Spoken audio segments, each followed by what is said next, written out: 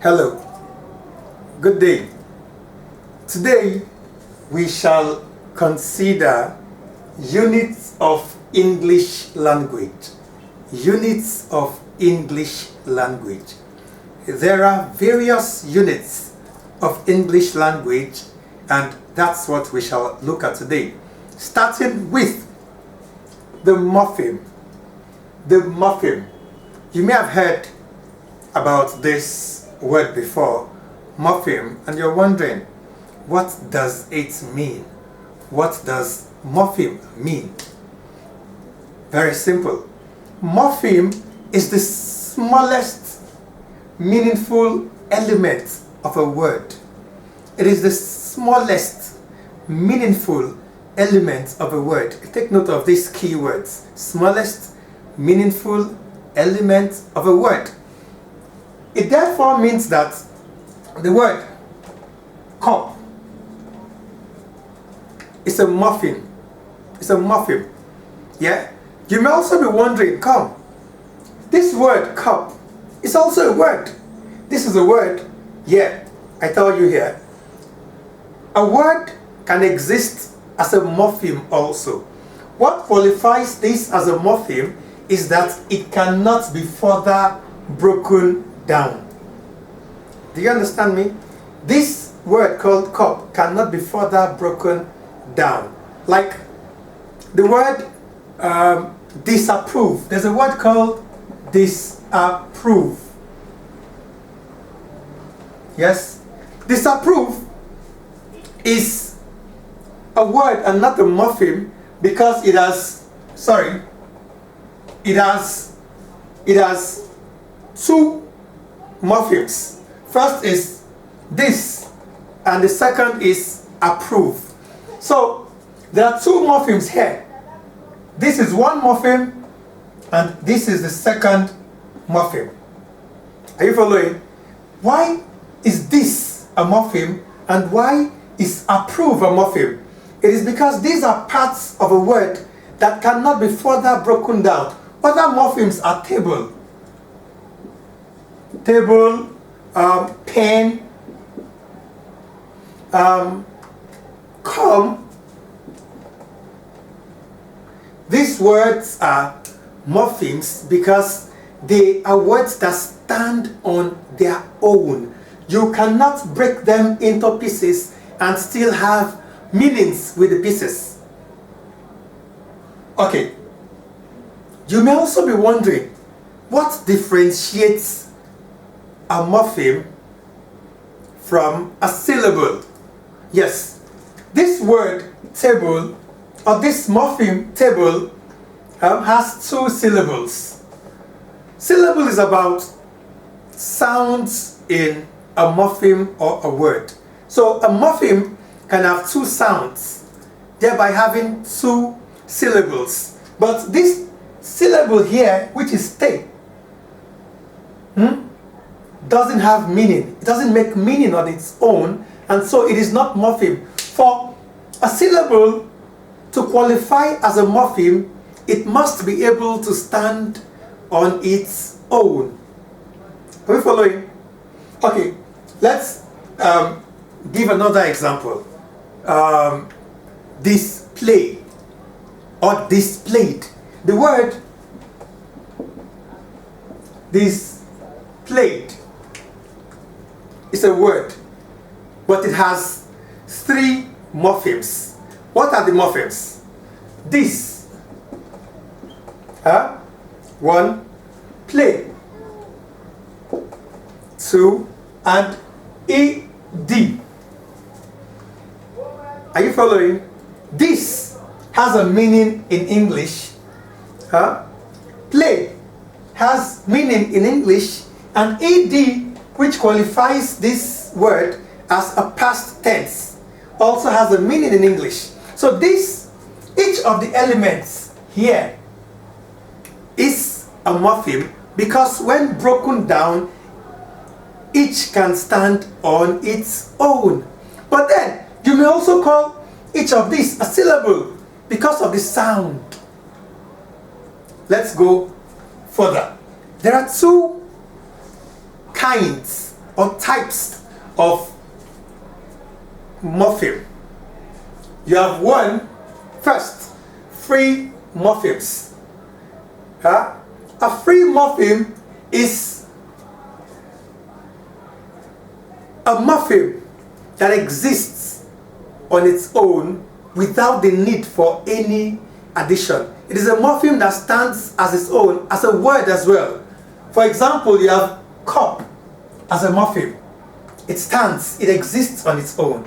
It has meaning of its own. You have table as a morpheme. It has meaning of its own. You have pen as a morpheme. It has meaning of its own. But also, you have bound morphemes. Morphemes of this nature cannot stand on their own. They have to depend on another morpheme to have meaning. For example, the morpheme li cannot stand on its own. The morpheme li will need a word, for example, like bad, to stand, which means you then add ly, li, for it to exist. So, the morpheme ness can also not stand on its own. It probably needs the word good for it to have a place. And so you have it as goodness. Also, the morpheme this cannot stand on its own. It needs to stand on the word. For example, disagree. Are you following? So the most important point to note here is that a morpheme is the smallest unit of a word which has meaning of its own. Let's move on. We shall look at the words next.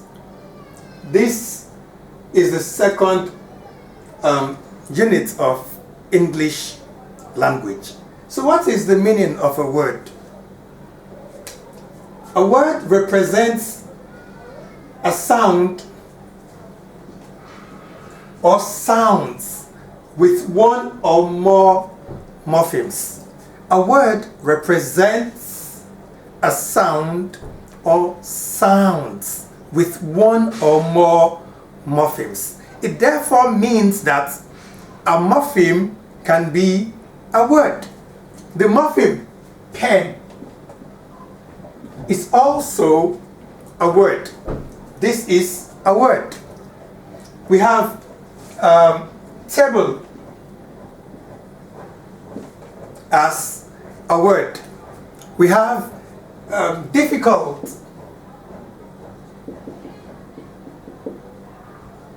as a word. You can think of any other word you know. It represents a sound or sounds, with one or more morphemes that have meaning. What is important to note is that a word can stand alone and it must have meaning. The word table, we know what it means. Table here has two syllables, but one morpheme. Don't be deceived by the sounds you hear in a word. A word may have two sounds like table. What it merely has is two syllables, because syllables refer to sounds. The word encyclopedia, because it has 5 sounds, it has 5 syllables, it has 5 parts. Where the syllables are different from morphemes is that the syllables individually do not have meanings. So if you break table into 2, you have te and bull. They are meaningless. Each part is meaningless. So for a morpheme to stand, it must have meaning. But then you can have 2 morphemes or 3 morphemes appearing as one and they make a word. A word. So this is a word. Difficult.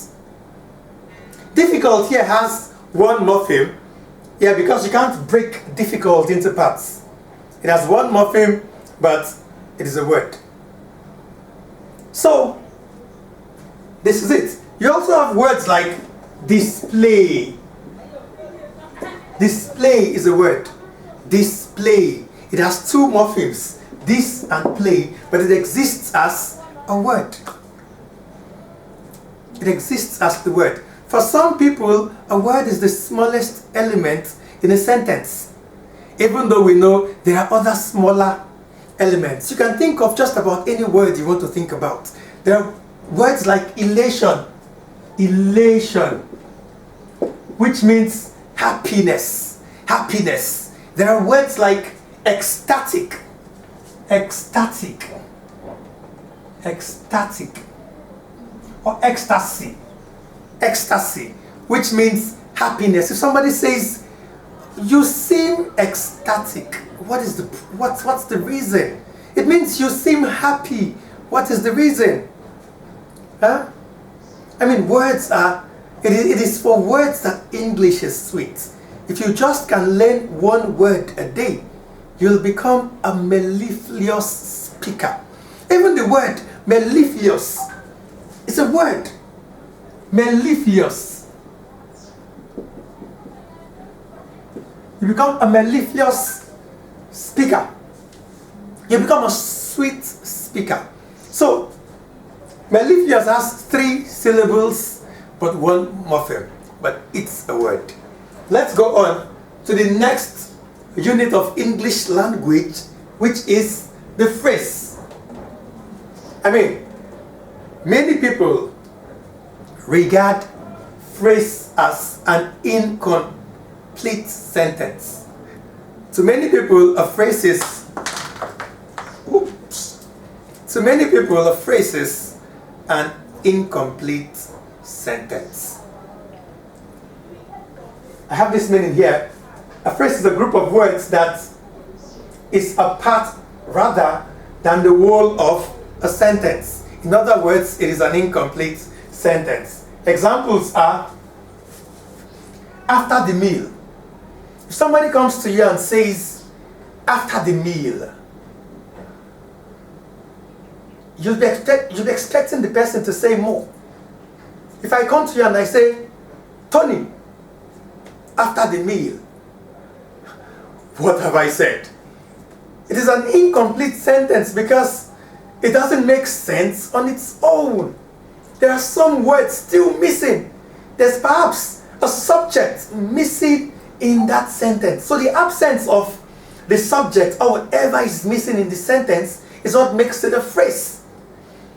The complete version of this perhaps could be, after the meal, I shall go home. How does it seem now?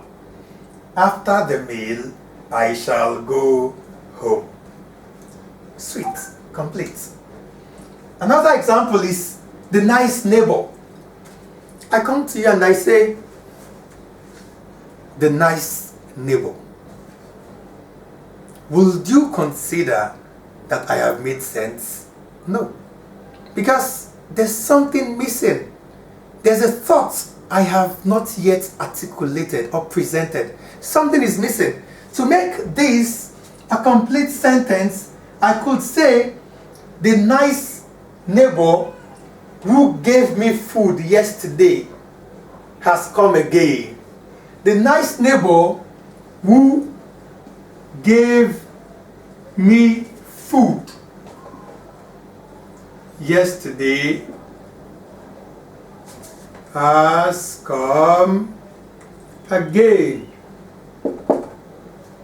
Or I can say, the nice neighbor that lives beside my house is my friend. The nice neighbor who you met yesterday is outside. You know, so a phrase is an incomplete sentence. Whenever you hear a sentence that seems like it is not complete, something is missing, it could perhaps be a phrase. Now we shall consider clause. Clause is the 4th unit of English language. A clause is a group of words which includes a subject and a predicate. As a member of a complex or compound sentence, usually. A clause is a group of words which includes a subject and a predicate. It is possible to stop here as the definition of a clause. But then usually, most clauses are members of a complex or compound sentence or sentences. And so, but then let's break this definition. What is a subject? In English language, what is a subject? A subject is the person or thing that a sentence is about. A subject, I repeat, is a person or thing. It is the who or what. A subject is the who or what of a sentence. So a sentence is about a subject. On the other hand, a predicate is about the action that the subject carries out. The who. What has the who done? What has the what done? It means if there's a person in the subject, what has this person done? And so if I say Ṣẹ́gun jumped, Ṣẹ́gun jumped. Ṣẹ́gun here is the subject because he is the person in this clause. So a clause can also be a sentence. Ṣẹ́gun here is the subject. And what has Ṣẹ́gun done? Ṣẹ́gun has jumped. So the jumping is the predicate. It is the action that Ṣẹ́gun has carried out. Did you get it? So, clause is usually easy. It is usually a simple sentence. When I say Toby slapped his younger brother, Toby slapped his younger brother. Toby here is the subject. Slapped is the predicate. You may as well say slapped is the verb. In most cases, predicates are verbs. In some other climes, you may say finite verb, but we won't go into that right now. If you recall, I did say a clause is usually a member of a complex or compound sentence. And so I'll give you this example to make this clear. When I say because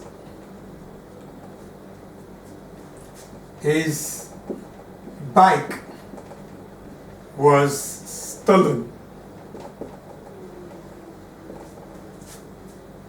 Toby became sad. If I say because his bike was stolen, Toby became sad. There's a clause in this sentence, but then this is a sentence. You may refer to this as a complex sentence. So this here, because his bike was stolen. In the elementary definition of sentence, we say it is a group of words that has a subject and a predicate, or a subject and a verb. Yeah? But if you go by that simplistic definition, this would be an incomplete sentence because there is more to be expected. When somebody says, because his bike was stolen, there is more to be expected. But then this is a clause. Just as sentences have subjects and verbs, clauses have subjects and verbs. But where clauses exist in complex sentences, they are usually parts of the complex sentences. So this complex sentence here has two parts, which you may call two sentences. The first part here is a clause. Why is it a clause? Yeah? Even though it has a subject, which is his, and a verb or predicate, which is stolen, it cannot stand on its own. Yeah? Because it just cannot. Are you following? Because his bike was stolen leaves more to be expected. That is why it is a clause in a complex sentence. Toby became sad. Now, may we consider the two basic types of clause in English language. We have two basic types, and they are independent clause and dependent clause. Independent clause and dependent clause. The basic distinction distinctions between the two of them is that the independent clause expresses complete thoughts,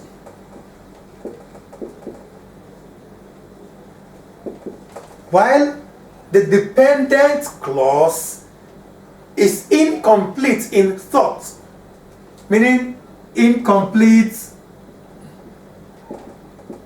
thought. For example, when I say Tunde likes his mom, Tunde likes his mom, full stop. This is an independent clause because as it is like this, it is a complete thought. It doesn't need any addition for it to stand. It stands strong. Tunde here, as we said initially, is the subject. Likes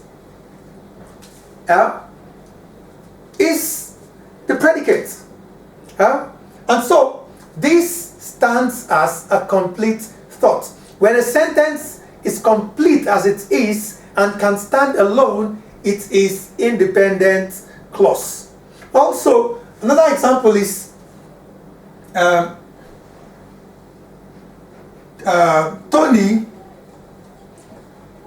eats a lot. Tony eats a lot. Ngozi likes to run. Ivan is a good boy. Sheson likes to sleep. These are independent clauses because they are complete thoughts without adding other sentences to thoughts like this or to sentences like this. They are okay. That is why they are called independent. You know, when somebody is independent, it means the person does not have to rely on another to exist. So an independent clause does not have to rely on another person or another sentence or an additional phrase to exist. It is complete as it stands. On the other hand, the dependent clause is a clause that will not make sense if an additional sentence or clause is not added to it. So usually when you see sentences like this example I gave initially, it is a dependent clause. Why? Because this first part, which is a clause, cannot make a complete thought without the addition of Toby became sad. So you cannot say because his bike was stolen, it is incomplete. Something remains to be added. So when you add this Toby became sad, it is this addition that makes this clause a complete thought. So an independent clause is a clause that cannot stand alone without an additional clause or sentence. Are you following? So when I say,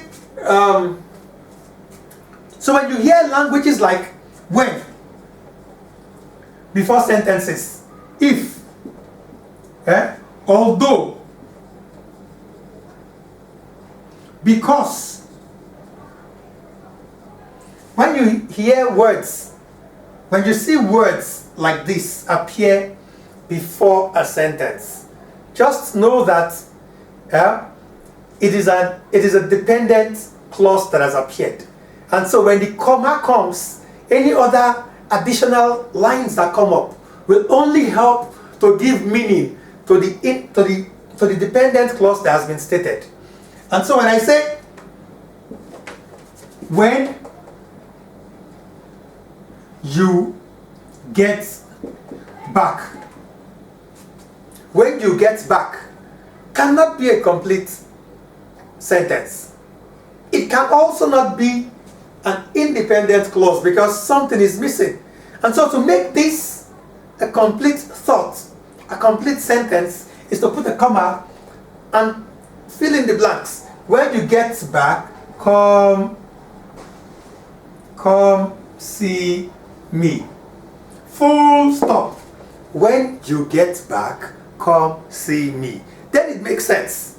When I say, if you agree, if you agree does not make sense because it's a dependent clause. It's a clause quite all right, but it is dependent. It is a clause because it has a subject which is you. You is the subject. It also has a predicate which is agree. So it is a clause, but it is incomplete because it cannot stand alone. And so to make this complete, you fill in the blanks. If you agree, we shall sign the papers. It becomes a complete thought here. If you agree, we shall sign the papers. I want to believe with this you understand what clause means, and you also understand the two types of clause that we have, independent and dependent clause. We shall continue shortly.